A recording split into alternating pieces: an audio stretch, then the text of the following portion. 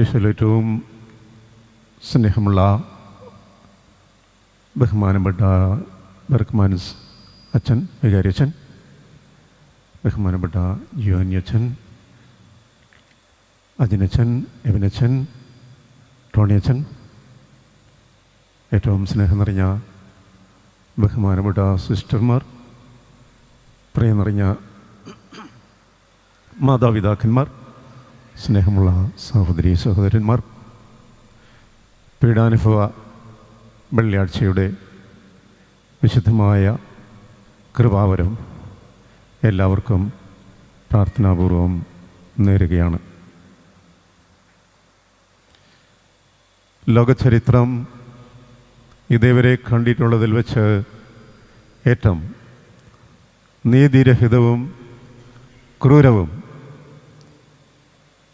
ഭയാനകവുമായ ഒരു ശിക്ഷാവിധി നടപ്പാക്കലിൻ്റെ ദുഃഖപൂർണമായ അനുസ്മരണം ഇന്ന് ലോകമെങ്ങും ക്രൈസ്തവ ലോകം ആചരിക്കുകയാണ്.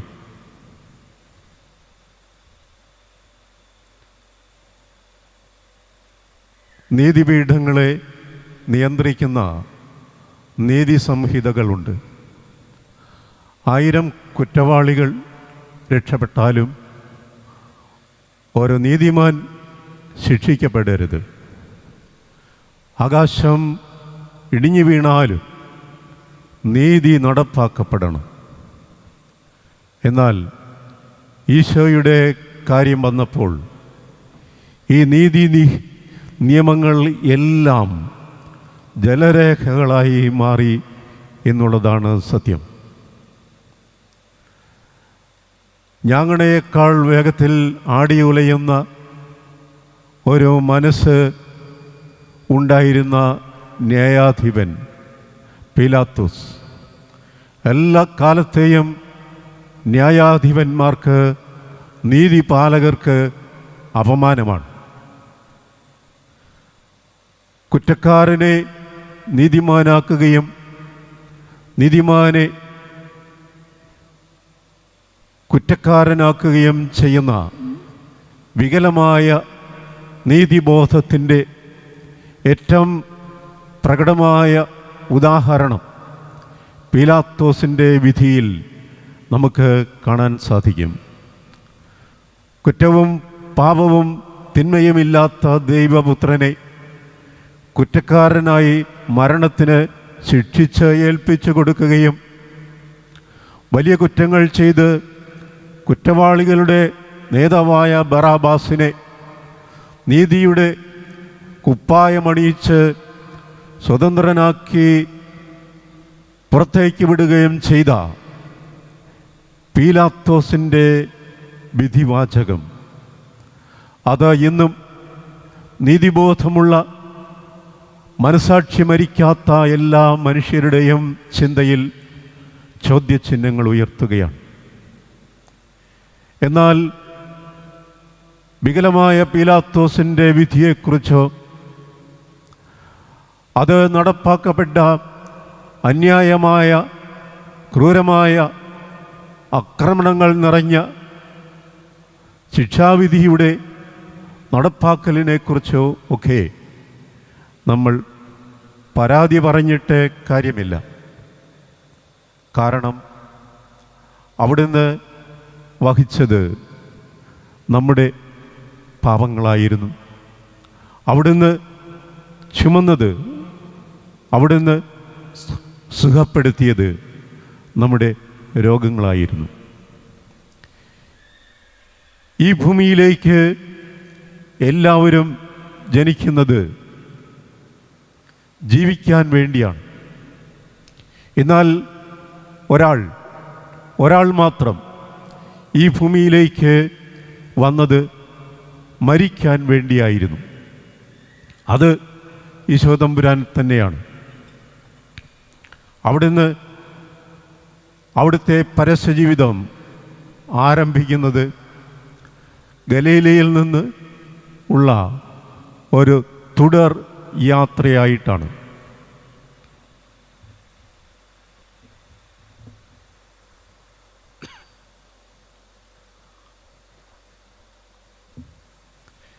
ഈ യാത്രയുടെ പരിസമാപ്തി കാൽവരിയാണ്.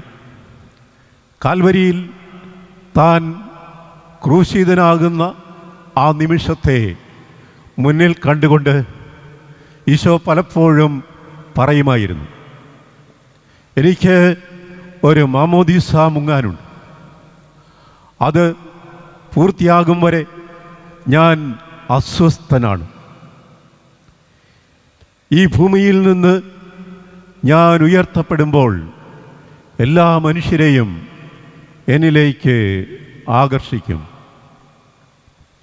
ഈ ഭൂമിയിൽ തീയിടാനാണ് ഞാൻ വന്നിരിക്കുന്നത്. അത് എത്രയും വേഗം കത്തിത്തീർന്നിരുന്നുവെങ്കിൽ എന്ന് ഞാൻ ആഗ്രഹിക്കുന്നു. അപ്പോൾ ഈശോ മിശിഹ ഈ ഭൂമിയിലേക്ക് വന്നതിൻ്റെ ലക്ഷ്യം എല്ലാ മനുഷ്യർക്കും പാപമോചനം നൽകി നരകത്തിൻ്റെയും പൈശാചിക തിന്മയുടെയും ആധിപത്യത്തിൽ നിന്ന് മാനവരാശിയെ വിമോചിപ്പിക്കുക എന്നുള്ളതായിരുന്നു. അതിനുവേണ്ടിയാണ് അവിടുന്ന് മനുഷ്യനായി ജനിച്ചത്. അതിനുവേണ്ടിയാണ് അവിടുന്ന് മനുഷ്യനായി ജീവിച്ചത്. അതിനുവേണ്ടിയാണ് ദൈവം മരിച്ചത്.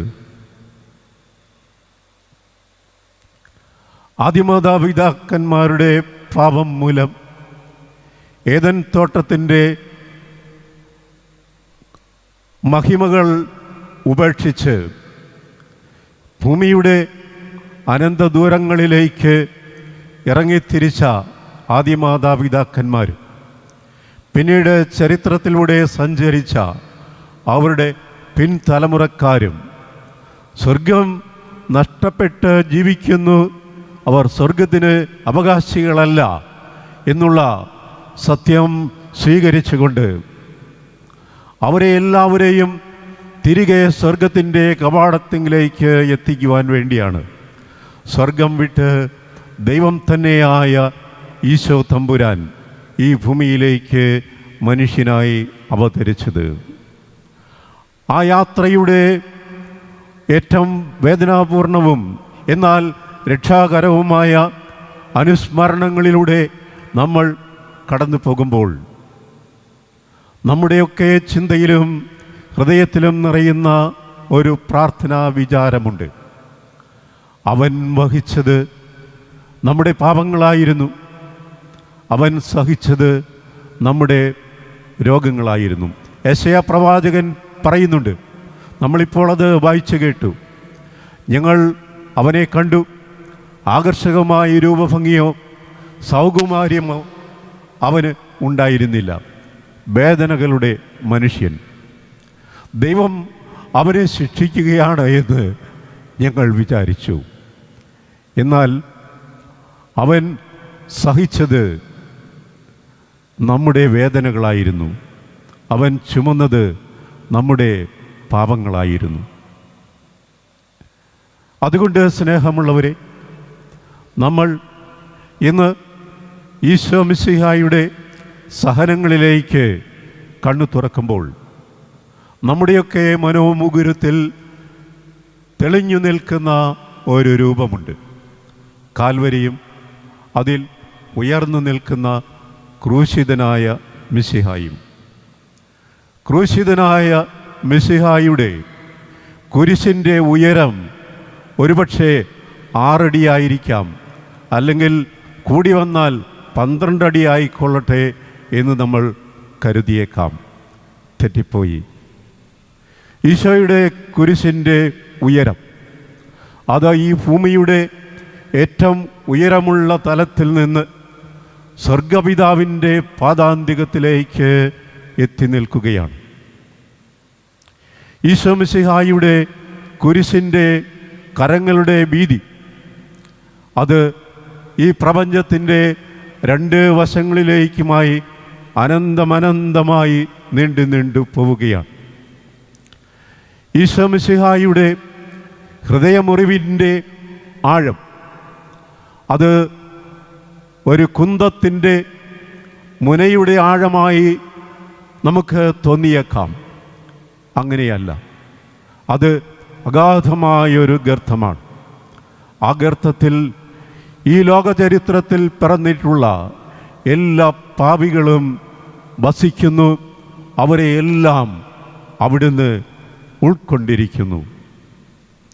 ഈശോ മിശിഹായുടെ ക്രൂശിതമായ കരങ്ങൾ അവിടുന്ന് മരിച്ചപ്പോൾ ആ വിരലുകൾ മുറുകെ പിടിച്ചത് തറച്ച ആണികളെ ആയിരുന്നു എന്ന് നമ്മൾ കരുതിയാൽ തെറ്റിപ്പോയി. ആ കരങ്ങൾ മുറുകെ പിടിച്ചത് മനുഷ്യചരിത്രത്തിൽ അരങ്ങേറിയിട്ടുള്ള എല്ലാ തിന്മകളും, എല്ലാ മനുഷ്യരും ചെയ്തു കൂട്ടിയിട്ടുള്ള എല്ലാ പാപങ്ങളുമായിരുന്നു.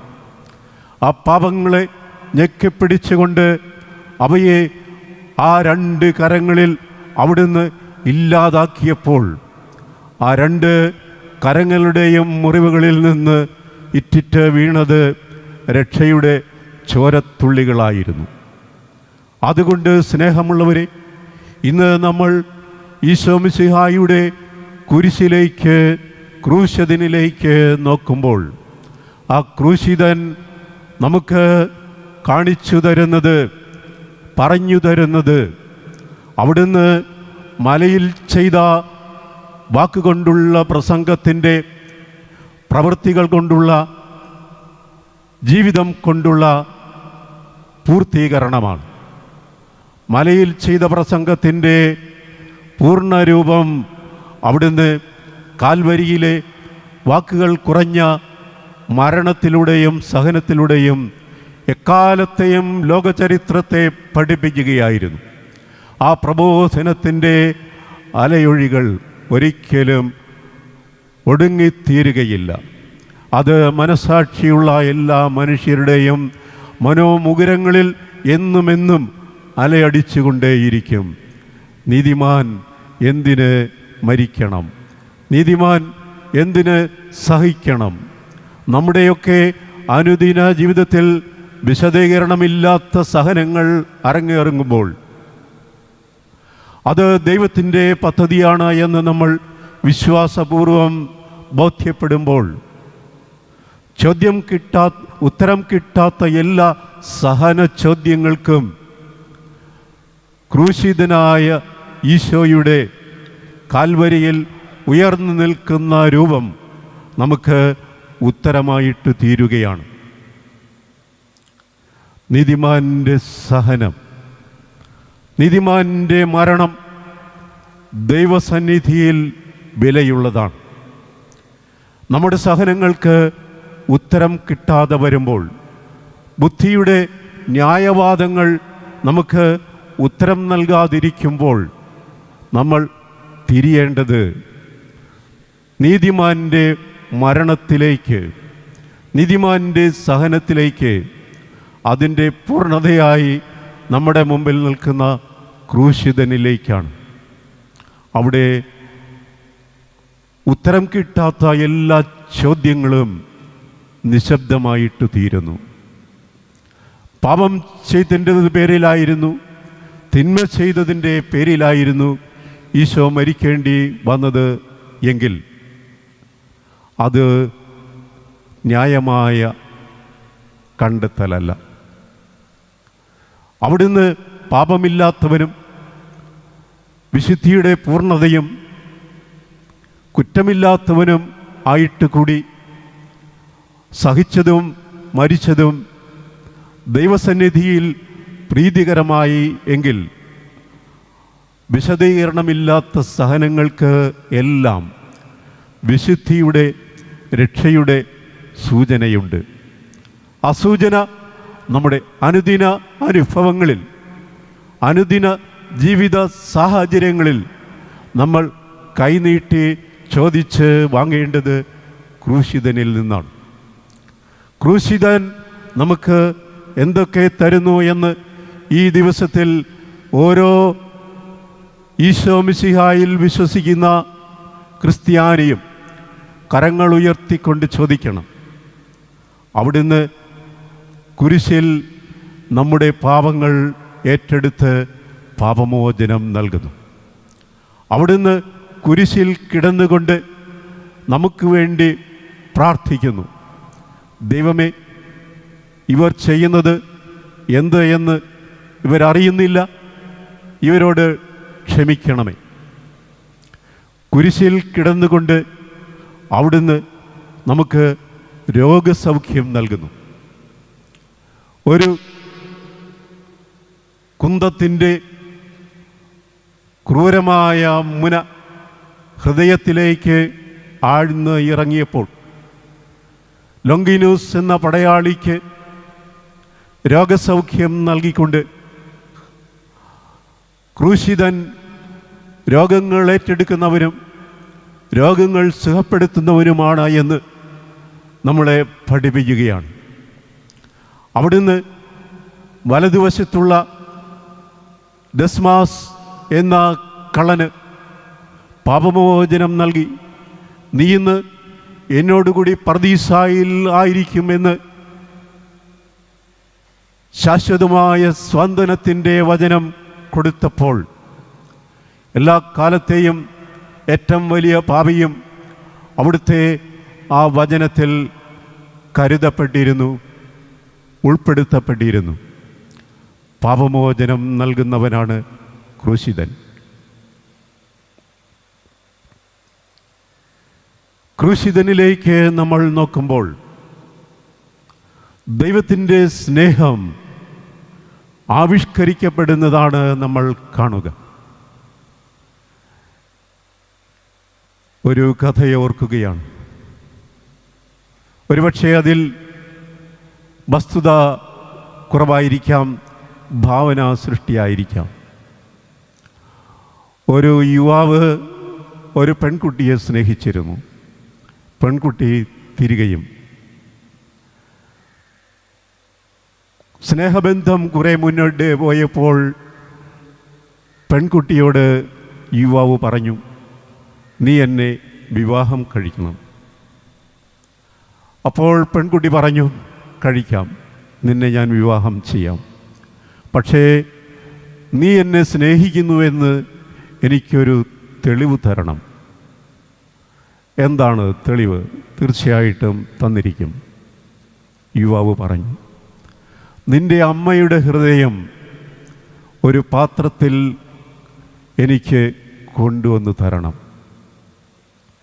പെൺകുട്ടിയോടുള്ള സ്നേഹത്തിൻ്റെ ആധിക്യത്തിൽ താൻ പറയുന്നതിൻ്റെ അർത്ഥവ്യാപ്തികൾ മനസ്സിലാക്കാതെ അവൻ പറഞ്ഞു, തീർച്ചയായും കൊണ്ടുവന്ന് തരാം.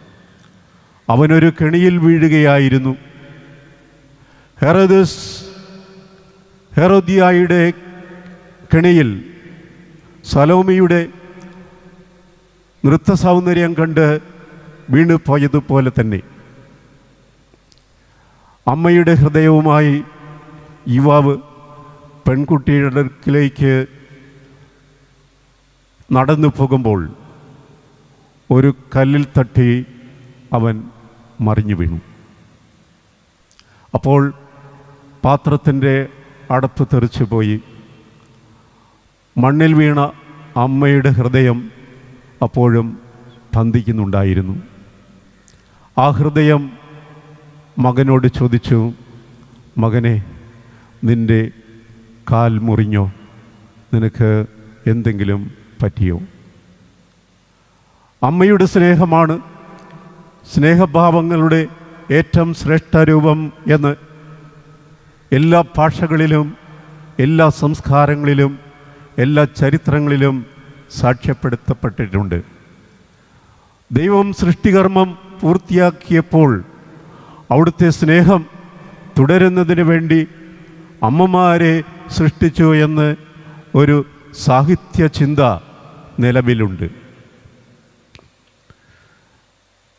അമ്മമാരുടെ സ്നേഹം, അമ്മയുടെ സ്നേഹം ഇത്രമാത്രം ശ്രേഷ്ഠമാണെങ്കിൽ അമ്മമാരെയും സൃഷ്ടിച്ച ദൈവത്തിൻ്റെ സ്നേഹം എത്രയോ ഉന്നതമായിരിക്കും. യെശയ്യാ പ്രവാചകൻ്റെ പ്രവചനം 49-ാമത്തെ അധ്യായം 15-ാമത്തെ തിരുവചനം പറയുന്നു, പെറ്റമ്മ നിന്നെ മറന്നാലും ഞാൻ നിന്നെ മറക്കുകയില്ല. അപ്പോൾ ദൈവത്തിൻ്റെ സ്നേഹം എല്ലാ സ്നേഹത്തെയേക്കാൾ ഉയർന്നു നിൽക്കുന്നു. ദൈവത്തിൻ്റെ ചിന്ത മനുഷ്യരുടെ ചിന്തയിൽ നിന്ന് ഉയർന്നു നിൽക്കുന്നു. അത് ആകാശവും ഭൂമിയും തമ്മിൽ എത്രമാത്രം അകലമുണ്ടോ അത്രമാത്രം ആകാശം ഭൂമിയിൽ നിന്ന് ഉയർന്നു നിൽക്കുന്നത് പോലെ ദൈവത്തിൻ്റെ ചിന്തയും ദൈവത്തിൻ്റെ സ്നേഹവും മനുഷ്യരുടെ യുക്തിവിചാരങ്ങളിൽ നിന്നും മനുഷ്യരുടെ വ്യാപാര ബന്ധങ്ങളുടെ നിയമങ്ങളിൽ നിന്നും ഉയർന്നു നിൽക്കുന്നു. അത് മനുഷ്യബുദ്ധിക്ക് അഗ്രാഹ്യമാം വിധം ഉന്നതമാണ്. കിണറ്റിലെ തവള ചിന്തിക്കുന്നത് അതാണ് ലോകം, അതിൻ്റെ ലോകം എന്നാണ്. അമ്മയുടെ ഉദരത്തിൽ കിടക്കുന്ന ശിശു കരുതുന്നത് അതാണ് ലോകം എന്നാണ്. എന്നാൽ പുറത്തൊരു വിശാലതയുണ്ട് എന്ന് ഈ രണ്ട് കൂട്ടർക്കും മനസ്സിലാവുകയില്ല. മാനുഷിക പരിമിതികളിൽ നിന്നുകൊണ്ട് മാത്രമേ മനുഷ്യ വ്യാപാരങ്ങളുടെ ബന്ധങ്ങളെ വിശകലനം ചെയ്യുവാനും വിലയിരുത്തുവാനും നമുക്ക് സാധിക്കുകയുള്ളൂ. എന്നാൽ മനുഷ്യൻ്റെ ലെവൽ ഒന്ന്, ദൈവത്തിൻ്റെ ലെവൽ വേറൊന്ന്. ദൈവത്തിൻ്റെ ലെവൽ ഗ്രഹിക്കുവാൻ അസാധ്യമാം വിധം അത് ഉന്നതമാണ്, ശ്രേഷ്ഠമാണ്, ദൈവികമാണ്. ആ ദൈവികമായ ദൈവത്തിൻ്റെ സ്നേഹത്തിൻ്റെ ലെവൽ ആണ് തൻ്റെ കുരിശുമരണത്തിലൂടെ ഈശോ മനുഷ്യരാശിക്ക് എക്കാലത്തെയും പ്രബോധനമായി കുരിശിൽ കിടന്നുകൊണ്ട് നൽകിക്കൊണ്ടിരിക്കുന്നത്. തൻ്റെ കുരിശുമരണത്തെക്കുറിച്ച് ഈശോ പറഞ്ഞത്, ഞാൻ ഉയർത്തപ്പെടുമ്പോൾ എല്ലാ മനുഷ്യരെയും എന്നിലേക്ക് ആകർഷിക്കും എന്നാണ്. അവിടുന്ന് അനേകം അത്ഭുതങ്ങൾ ചെയ്തിട്ടുണ്ട്. ലാസറിനെ ഉയർപ്പിച്ചിട്ടുണ്ട്, തിരമാലകൾക്ക് മീതെ നടന്നിട്ടുണ്ട്, കാറ്റിനെയും കൊടുങ്കാറ്റിനെയും ശാന്തമാക്കിയിട്ടുണ്ട്, കണ്ണുപൊട്ടന് കാഴ്ച കൊടുത്തിട്ടുണ്ട്, തളർവാദ രോഗിക്ക് സുഖം നൽകിയിട്ടുണ്ട്, കുഷ്ഠരോഗിയെ സുഖപ്പെടുത്തിയിട്ടുണ്ട്, 5 അപ്പം കൊണ്ട് 5000 പേർക്കും 7 അപ്പം കൊണ്ട് 4000 പേർക്കും അവിടുന്ന് വയറു നിറയെ ഭക്ഷണം കൊടുത്തിട്ടുണ്ട്. ലാസറിനെ ഉയർപ്പിച്ചപ്പോഴോ വിധവയുടെ മകനെ വീണ്ടും ജീവനിലേക്ക് കൊണ്ടുവന്നപ്പോഴോ അവിടുന്ന് ഒരിക്കലും അവകാശപ്പെടില്ല, മനുഷ്യപുത്രൻ മഹത്വീകരിക്കപ്പെടുമ്പോൾ, മനുഷ്യപുത്രൻ ഉയർത്തപ്പെടുമ്പോൾ എല്ലാ മനുഷ്യരെയും എന്നിലേക്ക് ആകർഷിക്കും എന്ന് പറഞ്ഞ കർത്താവ്, ഞാൻ ഉയർത്തപ്പെട്ടിരിക്കുന്നു, ഞാൻ എല്ലാവരെയും എന്നിലേക്ക് ആകർഷിച്ചിരിക്കുന്നു എന്ന് അപ്പോഴൊന്നും അവകാശപ്പെട്ടിട്ടില്ല. എന്നാൽ എല്ലാവരാലും പരിത്യക്തനായി, വേദനയുടെ മനുഷ്യനായി, സഹനത്തിൻ്റെ മനുഷ്യരൂപമായി, പരാജയത്തിൻ്റെ പരമകാഷ്ഠയായി ലോകത്തിൻ്റെ ദൃഷ്ടിയിൽ വ്യാഖ്യാനിക്കപ്പെടുന്ന ആ നിമിഷത്തെ ചൂണ്ടിക്കാണിച്ചുകൊണ്ട് കർത്താവ് പറഞ്ഞത്, ഞാൻ ഉയർത്തപ്പെടുമ്പോൾ എല്ലാ മനുഷ്യരെയും എന്നിലേക്ക് ആകർഷിക്കും എന്നാണ്. അപ്പോൾ സ്നേഹമുള്ളവരെ, ദൈവത്തിൻ്റെ മഹത്വദർശനം മനുഷ്യൻ്റെ മഹത്വദർശനത്തിൽ നിന്ന് വ്യത്യസ്തമാണ് എന്ന് അവിടുന്ന് കുരിശിൽ കയറി കിടന്നുകൊണ്ട് ലോകത്തെ പഠിപ്പിക്കുകയാണ് നമ്മളെയും. അടിച്ചമർത്തുന്നതിലും നിയന്ത്രിക്കുന്നതിലുമല്ല മഹത്വം, പാദത്തോളം താഴ്ന്നു വീണ് മുഖമമർത്തി ചുംബിക്കുന്നതിലും ഏറ്റവും വിനീതൻ്റെ പാദം കഴുകുന്നതിലും മഹത്വം കണ്ടെത്തിയ ദൈവം തൻ്റെ ശരീരത്തെയും തൻ്റെ രക്തത്തെയും പാനീയമായി നൽകിക്കൊണ്ട് തൻ്റെ അമ്മയെ ദാനമായി എക്കാലത്തെയും അവിടുന്ന് വിശ്വസിക്കുന്ന എല്ലാവർക്കും അമ്മയായി നൽകിക്കൊണ്ട് തൻ്റെ വസ്ത്രത്തിൻ്റെ അവസാന തുണ്ടും വിട്ടുകൊടുത്തുകൊണ്ട് തീർന്നില്ല, അവൻ തലചായ്ച്ച് ജീവൻ സമർപ്പിച്ചു എന്ന് രേഖപ്പെടുത്തപ്പെട്ടിരിക്കുന്നത് പോലെ തൻ്റെ ജീവൻ തന്നെയും തലചായ്ച്ച് സമർപ്പിച്ചുകൊണ്ട് ഈ ലോകത്തിന്, ഈ മനുഷ്യവംശത്തിന് എല്ലാം ഉള്ളത് മുഴുവനും നൽകിക്കൊണ്ട് ദൈവം സ്നേഹമാണ്. ആ സ്നേഹത്തിൻ്റെ വ്യാഖ്യാനങ്ങൾ മനുഷ്യ ബുദ്ധിക്ക് അഗ്രാഹ്യവും അതീതവുമാണ് എന്ന് കുരിശിൽ കിടന്നുകൊണ്ട് അവിടുന്ന് നമ്മളെ പഠിപ്പിക്കുകയാണ്. എല്ലാവരാലും ഉപേക്ഷിക്കപ്പെടുന്ന ആ നിമിഷമാണ് ദൈവത്തിൻ്റെ മഹത്വം, അതാണ് ദൈവത്തിൻ്റെ ഗ്ലോറി എന്ന് കുരിശിൽ കിടന്നുകൊണ്ട് പഠിപ്പിക്കുന്ന ഈശോ ദൈവത്തിൻ്റെ മഹത്വ ദർശനത്തിൻ്റെ ഒരു വശം നമ്മളെ കാണിക്കുകയാണ്. അതിന് ഉത്ഥാനത്തിൻ്റെ മറുവശമുണ്ട്. എല്ലാ സഹനങ്ങളും, എല്ലാ ശൂന്യമാക്കപ്പെടലുകളും, എല്ലാ എളിമപ്പെടുത്തപ്പെടലുകളും ദൈവത്തിൻ്റെ മഹത്വത്തിലേക്ക്, ഉത്ഥാനത്തിൻ്റെ മഹത്വത്തിലേക്ക് നയിക്കുന്നതാണ് എന്ന് ദൈവത്തിൻ്റെ മഹത്വത്തിൻ്റെ മറ്റൊരു തലം ഉത്ഥാനത്തിൽ കാണിച്ചുകൊണ്ട് ദൈവത്തിൻ്റെ മഹത്വ ദർശനങ്ങളുടെ രണ്ട് തലങ്ങൾ നമ്മളെ പഠിപ്പിക്കുകയാണ്. സ്നേഹമുള്ളവരെ, ഈശോ കർത്താവിൻ്റെ പീഡകളും സഹനങ്ങളും നമ്മുടെ ഓർമ്മയിൽ മായാതെ നിൽക്കേണ്ട ദിവസങ്ങളാണല്ലോ ദുഃഖവെള്ളിയാഴ്ചയും അതുമായി ബന്ധപ്പെട്ട ദിവസങ്ങൾ. ആണ്ടിലൊരിക്കൽ വരുന്ന ഈ പെസഹ രഹസ്യത്തിൻ്റെ സ്വീകരണത്തിലൂടെ അവിടുന്ന് നമുക്ക് നൽകുന്ന പാപമോചനവും അവിടുന്ന് നമ്മുടെ ഏറ്റെടുക്കുന്ന പരാജയങ്ങളുടെ ഭാരവുമെല്ലാം പുതിയ പ്രതീക്ഷയിലേക്കും പുതിയ സമാധാനത്തിലേക്കും നമ്മളെ നയിക്കട്ടെ. ഒരു കഥയോർക്കുന്നു.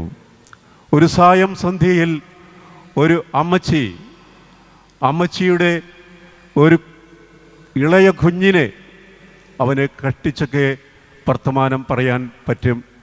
5-6 വയസ്സുണ്ടാവും. അവൻ അമ്മയുടെ മടിയിലിരിക്കുമ്പോൾ അമ്മ ദൂരേക്ക് കണ്ണ് നട്ടിരിക്കുകയാണ്.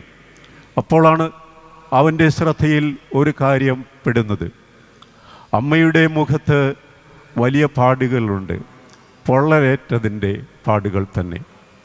അപ്പോൾ അവൻ അമ്മയോട് ചോദിച്ചു, അമ്മയുടെ മുഖത്ത് കാണുന്ന ഈ പാടുകൾ എന്താണ്?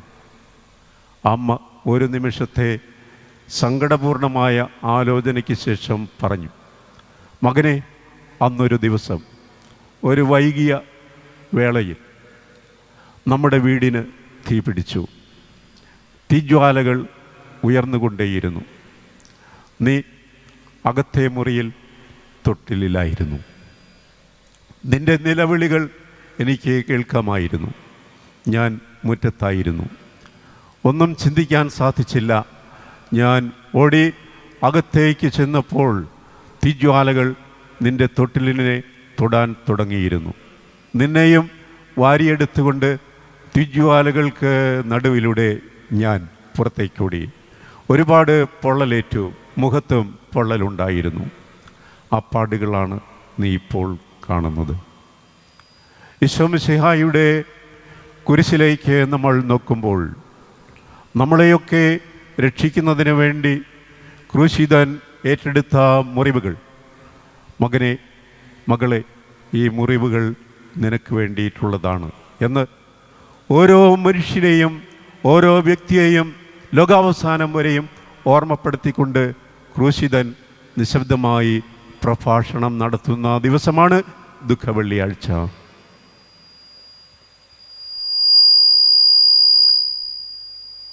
ദുഃഖവെള്ളിയാഴ്ചയുടെ ഓർമ്മകൾ സൂക്ഷിക്കുമ്പോൾ ഈശോയുടെ കുരിശ് യാത്രയിൽ പങ്കെടുത്തവരെക്കുറിച്ചും ചിന്തിക്കുന്നത് നല്ലതാണ്.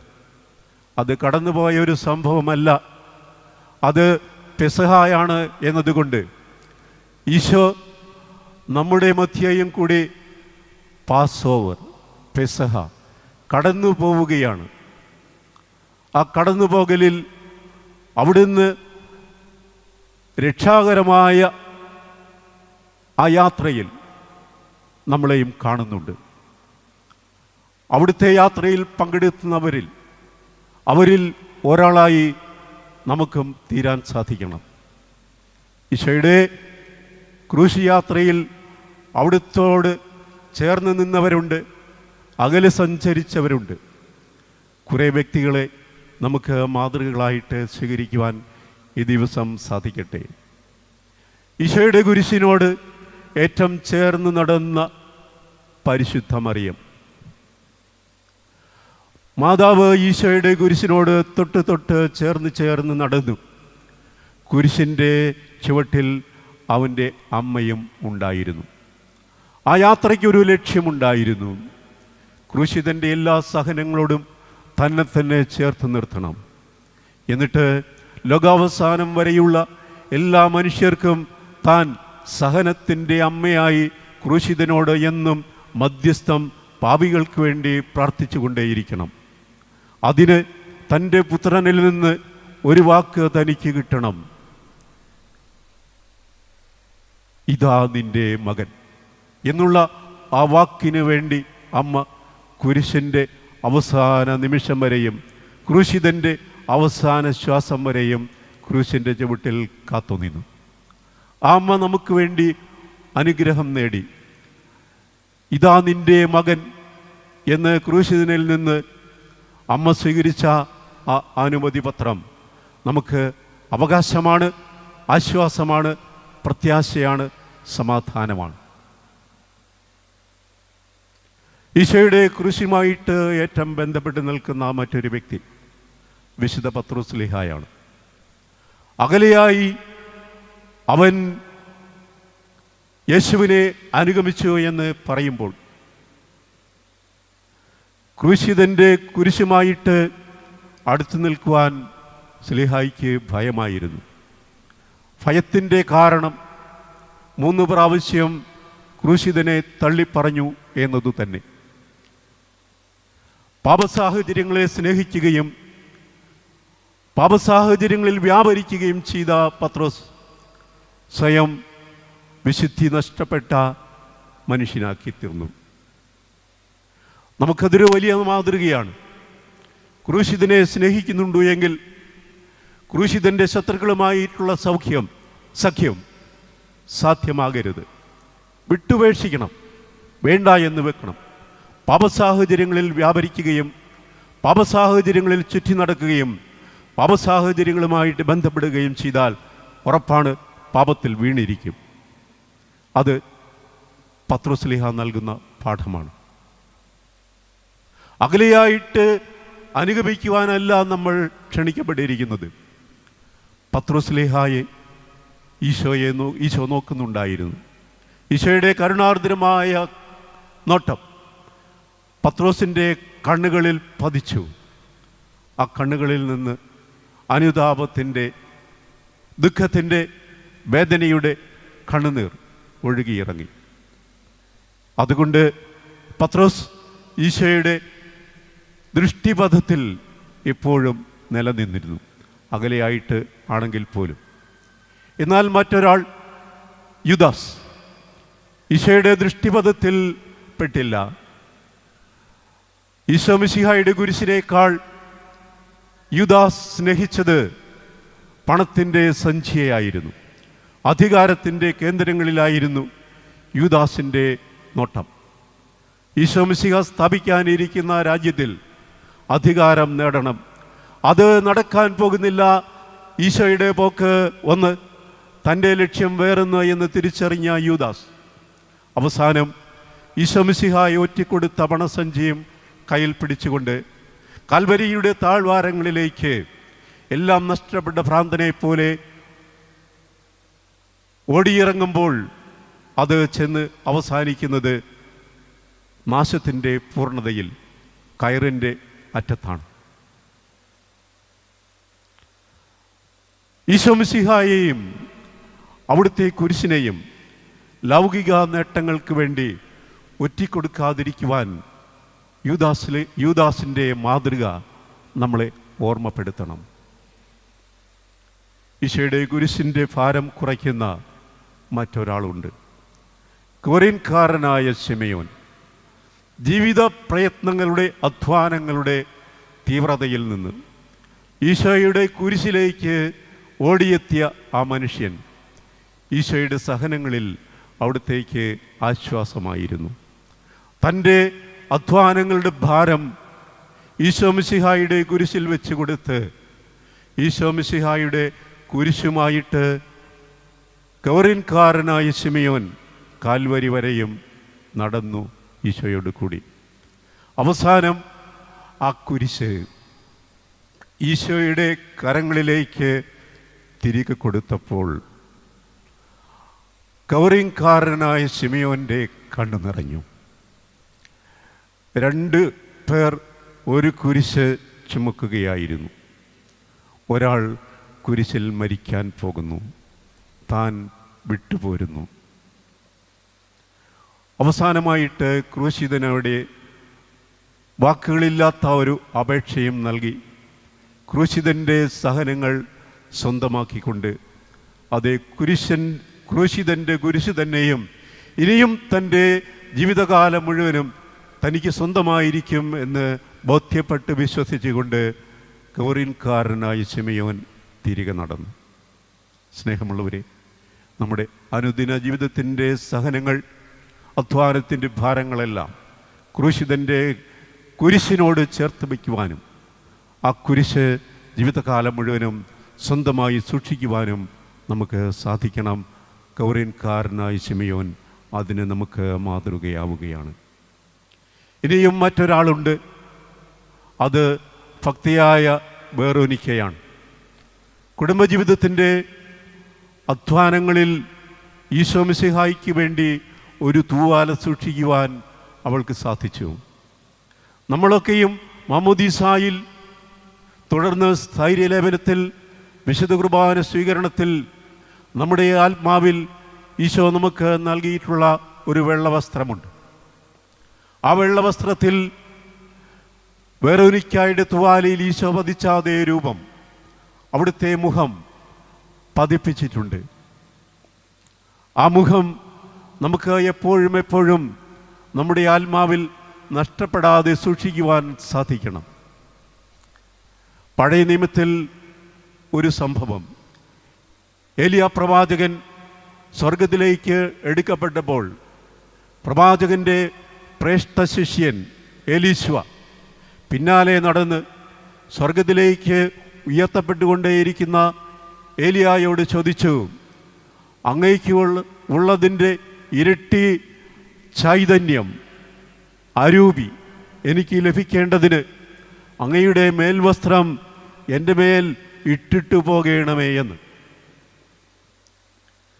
ഈശോ മിശിഹായുടെ തിരുമുഖത്തിൻ്റെ ഛായ പതിഞ്ഞ തുവാല വെറോനിക്കായ്ക്ക് നൽകിക്കൊണ്ട് ഈ ലോകത്തിൽ എല്ലാ മനുഷ്യരുമായിട്ടും അവിടുത്തെ മുഖം അവിടുന്ന് ചേർത്ത് വെച്ചിട്ടുണ്ട് എന്നും ആ മുഖം സഹിക്കുന്നവരിലുണ്ട്, രോഗമേറ്റുവാങ്ങിയവരിലുണ്ട്, പാർപ്പിടമില്ലാത്തവരിലുണ്ട്, പ്രത്യാശ നഷ്ടപ്പെട്ടവരിലുണ്ട്, ആ മുഖം പാതയോരത്ത് ഭിക്ഷ യാചിക്കുന്നവരിലുണ്ട്, ആ മുഖം നമ്മൾ അവഹേളിച്ച് വിടുന്നവരിലുണ്ട്, ആ മുഖം നമ്മൾ അവഗണിച്ച് വിടുന്നവരിലുണ്ട് എന്ന് തിരിച്ചറിയുവാൻ വെറോനിക്കായുടെ തുവാലയിൽ കർത്താവ് പതിപ്പിച്ചു കൊടുത്ത ആ മുഖം ലോകാവസാനം വരെയുള്ള എല്ലാ മനുഷ്യരിലും അവിടുന്ന് പതിപ്പിച്ചിട്ടുണ്ട് എന്ന് തിരിച്ചറിയുവാൻ നമുക്ക് സാധിക്കട്ടെ. ഭക്തയായ ജെറുസലേം സ്ത്രീകൾ കുടുംബജീവിതത്തിൻ്റെ ബാധ്യതകളിൽ നിന്ന്, വ്യഗ്രതകളിൽ നിന്ന് ക്രൂശിതൻ്റെ സഹനത്തിൽ ആശ്വാസമേകാൻ വീടിൻ്റെ അകത്തളങ്ങളിൽ നിന്ന് തിരക്ക് നിറഞ്ഞ കോപവിളികൾ നിറഞ്ഞ ജെറുസലേം നഗരവീഥികളിലേക്ക് അവർ ഇറങ്ങി വന്ന് ഈശോ മിശിഹായ്ക്ക് സ്വാന്തനമായിട്ട് തീരുകയായിരുന്നു. നമ്മുടെയും ജീവിതത്തിൻ്റെ സഹനങ്ങൾ ഈശോ മിശിഹായ്ക്ക് കൊടുക്കുമ്പോൾ സഹനത്തിൻ്റെ പൂർണ്ണത തന്നെയായ ദൈവപുത്രൻ അവിടുത്തെ സഹനത്തിലും അത് ഏറ്റെടുത്ത് തിരികെ നമുക്ക് ആശ്വാസമായിട്ട് തരും. ജെറുസലേം നഗരിയിലെ ആശ്വാസമേകാനെത്തിയ സ്ത്രീജനങ്ങളെ വലിയ ആശ്വാസം നൽകി അവിടുന്ന് തിരിച്ചയക്കുകയായിരുന്നു. മുന്നറിയിപ്പ് നൽകി, നിങ്ങളെയും നിങ്ങളുടെ കുഞ്ഞുങ്ങളെയും ഓർത്ത് വിലപിച്ചു കൊള്ളുവിൻ. അമ്മമാർക്ക് മക്കളെ ഓർത്ത് കരുതലുണ്ടാകണം. മക്കൾ നല്ല വഴി പോകുന്നുണ്ട്, വിട്ടുപോകുന്നില്ല എന്ന് എപ്പോഴും പ്രാർത്ഥനാപൂർവം ഓരോ മകനെയും ഓരോ മകളെയും, പ്രത്യേകിച്ച് അകലെ പഠിക്കുന്ന കൗമാരപ്രായത്തിലുള്ള മക്കളെ ജപമാല ചൊല്ലുമ്പോൾ പരിശുദ്ധ അമ്മയ്ക്ക് ഓരോ ജപമാല രഹസ്യവും സമർപ്പിച്ച്, കുടുംബത്തിലെ ഓരോ അംഗത്തെയും സമർപ്പിച്ച് അമ്മമാർ പ്രാർത്ഥിക്കണം. ക്രൂശിതൻ്റെ സഹനങ്ങളിൽ അവർ ക്രൂശിതന് ആശ്വാസം ഏകുന്നത് അങ്ങനെയാണ്.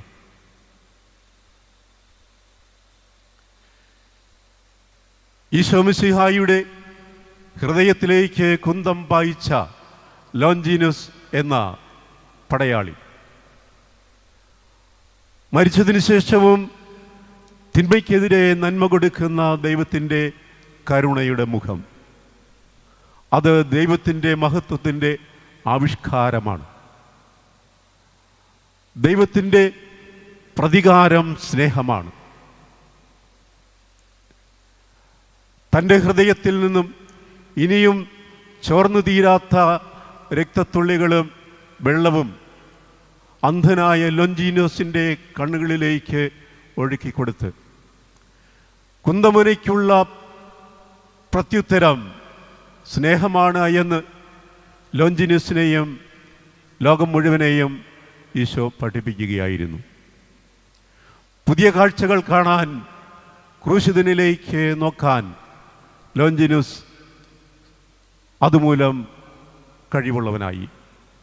ക്രൂശിതൻ പുതിയ കാഴ്ചകൾ കാണാൻ നമ്മളെ പഠിപ്പിക്കുന്നു.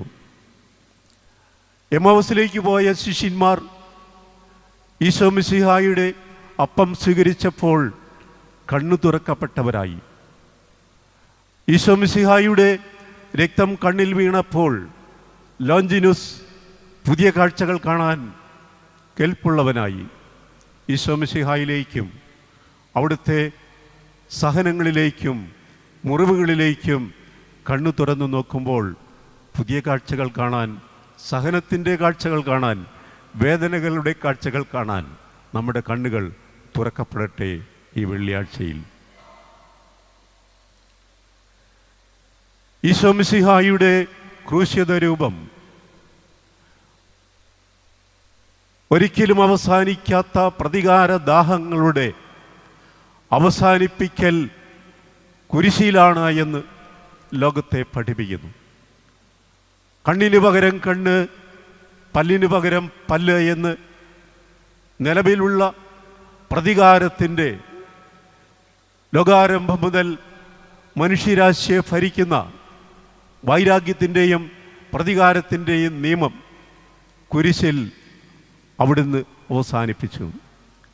ക്രൂശിതനിൽ അക്രമത്തിൻ്റെ ഭാരവും സഹിച്ചുകൊണ്ട് നമ്മൾ ചെന്നു നിൽക്കുമ്പോൾ, വിദ്വേഷവും പ്രതികാരചിന്തയും ഹൃദയത്തിൽ നിറഞ്ഞ് കുരിശിൻ്റെ ചുവട്ടിൽ ചെന്നു നിൽക്കുമ്പോൾ അത് അവിടെ അവസാനിക്കുകയാണ്.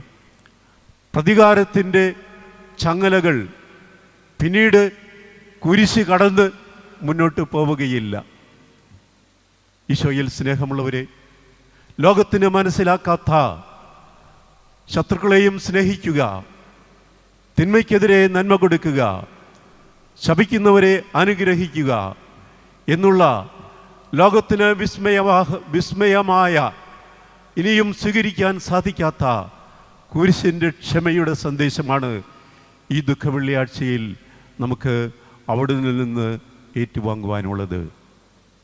1864 എബ്രഹാം ലിങ്കൺ വെടിയേറ്റ് മരിച്ചു. അടിമക്കച്ചവടം അവസാനിപ്പിച്ചതിൻ്റെ പേരിൽ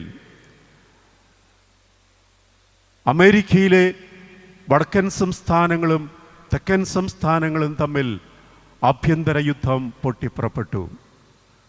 എബ്രഹാം ലിങ്കൺ പ്രസിഡൻ്റായിരുന്നു. അദ്ദേഹമാണ് നിയമം മൂലം അടിമക്കച്ചവടം അവസാനിപ്പിച്ചത്. അടിമകൾക്ക് ആത്മാവില്ല, അവർ നീഗ്രോകളാണ്, അവർ മൃഗങ്ങളാണ് എന്ന് കരുതി തോട്ടം തൊഴിലാളികൾക്ക് വേണ്ടി ആഫ്രിക്കയിൽ നിന്ന് അടിമകളെ കൊണ്ടുവന്ന വടക്കൻ സംസ്ഥാനങ്ങൾ, അതിനെ എതിർത്ത തെക്കൻ സംസ്ഥാനങ്ങൾ തമ്മിൽ ആഭ്യന്തര കലഹമുണ്ടായപ്പോൾ നഷ്ടപ്പെട്ടത് ഒരു വെടിയുണ്ടയിൽ ഏബ്രഹാം ലിങ്കൻ്റെ ജീവനായിരുന്നു. മൃതശരീരം അവസാന ആദരവുകൾക്കായി ശവപ്പെട്ടിയിൽ കിടത്തിയിരിക്കുമ്പോൾ ലക്ഷക്കണക്കിന് നീഗ്രോകളെ പിന്തള്ളിക്കൊണ്ട് അവരുടെ പിറകിൽ നിന്ന് ഒക്കത്ത് ഇരുത്തിയ ഒരു കുഞ്ഞിനെയും കൂട്ടി ഒരു നീഗ്രോ സ്ത്രീ മുന്നോട്ട് വന്ന് ആ ശവശരീരത്തിൻ്റെ മുമ്പിൽ നിന്നുകൊണ്ട് ആ കുട്ടിയോട് പറഞ്ഞു, have a deep look and see what he has done for you. ആഴമായി നോക്കുക, അവൻ നിനക്കായിട്ട് ചെയ്തത് എന്താണ് എന്ന് നോക്കുക. സ്നേഹമുള്ളവരെ, ഇന്ന് ക്രൂശിതൻ്റെ രൂപം ചുംബിക്കുമ്പോൾ ആ നീഗ്രോ സ്ത്രീ മകനോട് പറഞ്ഞ അക്കാര്യം നമുക്ക് ഓർമ്മയിൽ ഉണ്ടാകുമോ? ഈശോ മിശിഹ തൻ്റെ ലക്ഷ്യമായിട്ട് സ്വീകരിച്ച കുരിശിനെ, എന്നും കൺമുന്നിൽ കണ്ട കുരിശിനെ ഹൃദയത്തോട് ചേർത്ത് നിർത്തിയ ദിവസമാണ് ദുഃഖവെള്ളിയാഴ്ച.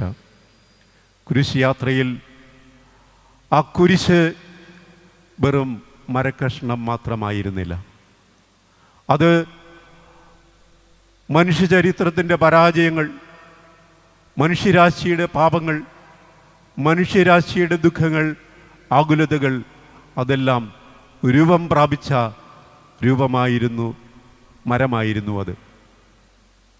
ഏദൻ തോട്ടത്തിൽ ശിക്ഷാവിധി കൊണ്ടുവന്ന മരത്തിൻ്റെ അതേ ശൈലി, അതേ പ്രതിബിംബം. ആ മരത്തെ, ആ മരക്കഷ്ണത്തിൻ്റെ രൂപത്തെ ഈശോ തൻ്റെ ഹൃദയത്തോട് ചേർത്ത് നിർത്തി. കുരിശും ഈശോയും തമ്മിൽ ഏറ്റവും അടുത്തു വന്ന നിമിഷങ്ങളാണ് ദുഃഖവെള്ളിയാഴ്ച. അവിടുന്ന് കുരിശിനോട് വർത്തമാനം പറഞ്ഞു. ആ കുരിശിൻ്റെ സങ്കടങ്ങൾ, മനുഷ്യരാശിയുടെ നേരത്തെ പറഞ്ഞ കാര്യങ്ങൾ തന്നെ അവിടുന്ന് കേട്ടു. അത് തൻ്റെ പ്രാർത്ഥനയായി പിതാവിൻ്റെ പക്കലേക്ക് അവിടുന്ന് ഉയർത്തി. ക്രൂശിതൻ്റെ കുരിശിനോടുള്ള അടുപ്പം അത് ദുഃഖവെള്ളിയാഴ്ചയിൽ പൂർണ്ണമാകുമ്പോൾ ആ പൂർണ്ണത ഏറ്റുവാങ്ങുവാൻ നമുക്ക് ഇന്ന് സാധിക്കുമോ?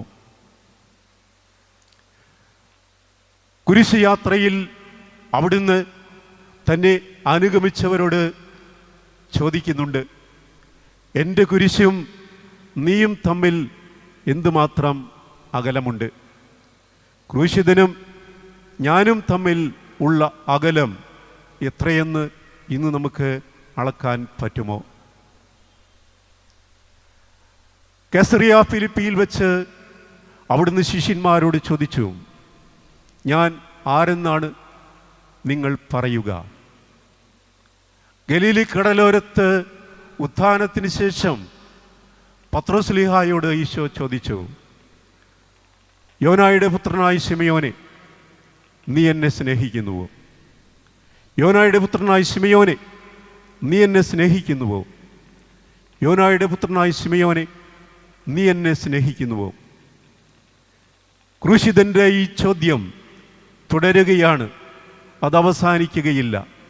അത് ഗലീലിയിലെ കടൽ തിരമാലകൾ ഏറ്റെടുത്തു. കടലോരത്തെ ശീതളക്കാറ്റ് അത് ഏറ്റെടുത്തു. ലോകം മുഴുവനും അത് സ്വീകരിച്ചു. ഈശോ മിശിഹായിൽ വിശ്വസിക്കുന്നവർ ചരിത്രത്തിലൂടെ അത് ഏറ്റെടുത്തു. നീ എന്നെ സ്നേഹിക്കുന്നുവോ എന്ന് കർത്താവ് ശിമയോനോട് ചോദിച്ചതിൻ്റെ മറുപടി ശിമയോൻ കൊടുത്തത്, അവരെ പോലെ ക്രൂശിക്കപ്പെടുവാൻ ഞാൻ യോഗ്യനല്ല, എന്നെ തലകീഴായിട്ട് ക്രൂശിച്ചാൽ മതിയെന്ന് പറഞ്ഞുകൊണ്ടാണ്. ഞാൻ നിന്നെ സ്നേഹിക്കുന്നു, നീ ആരാണ് എന്ന് ഞാൻ ഏറ്റുപറയുന്നു എന്ന് അപ്പോൾ പത്രോസ് പറഞ്ഞിട്ടുണ്ടാകും. തൻ്റെ പിതാവിൻ്റെ ജവുളിക്കടയിൽ മാനേജറുടെ സ്ഥാനത്ത് യുവാവായ ഫ്രാൻസിസ് അസീസി ഇരിക്കുകയായിരുന്നു.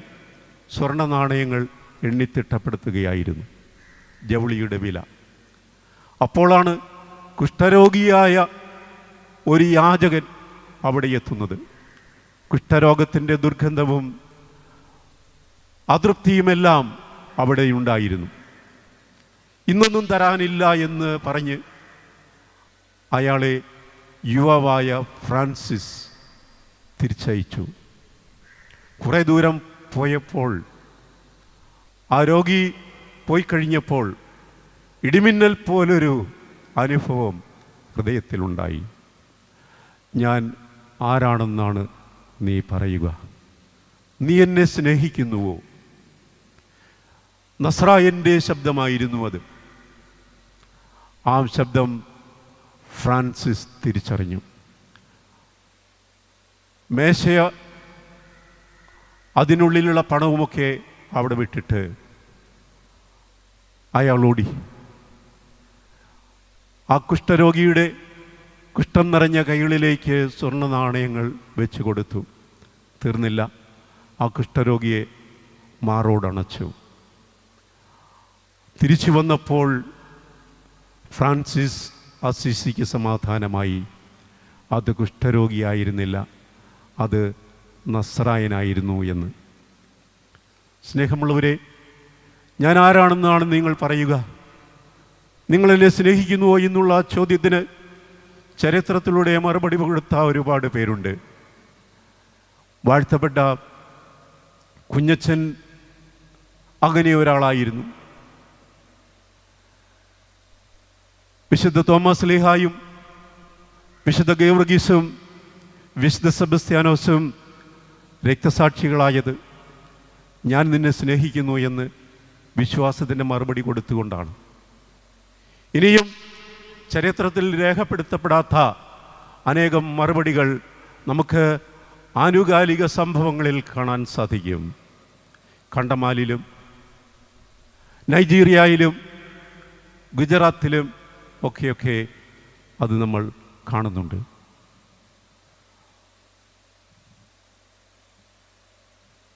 നിന്നെ ഞങ്ങൾ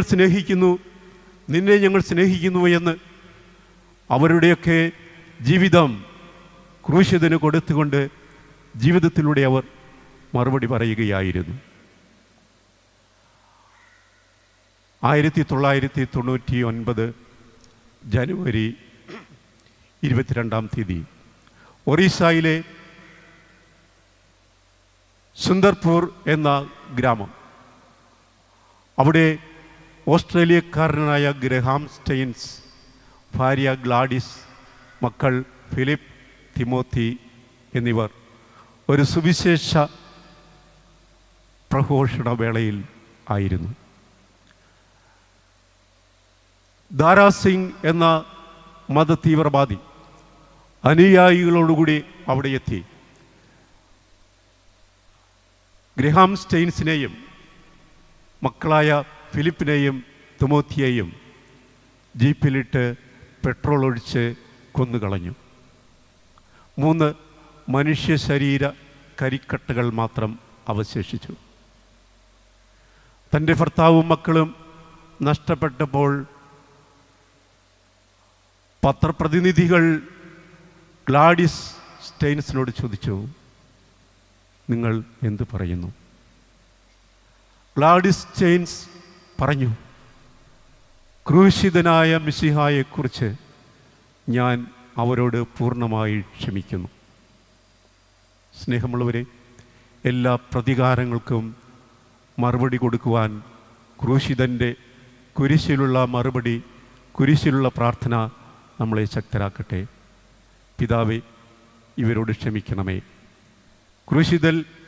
ക്രൂശിൽ കിടന്ന് നമുക്ക് നൽകുന്ന ആ വലിയ സ്നേഹം, ക്ഷമയുടെ സ്നേഹം, കുരിശിൻ്റെ മഹത്വം, കുരിശിൻ്റെ ആശ്വാസം ഈ ദുഃഖവെള്ളിയാഴ്ച നമുക്ക് അവകാശമായിരിക്കട്ടെ. അതിന് നമുക്ക് ക്രിസ്തുവിനോട് പ്രാർത്ഥിക്കാം.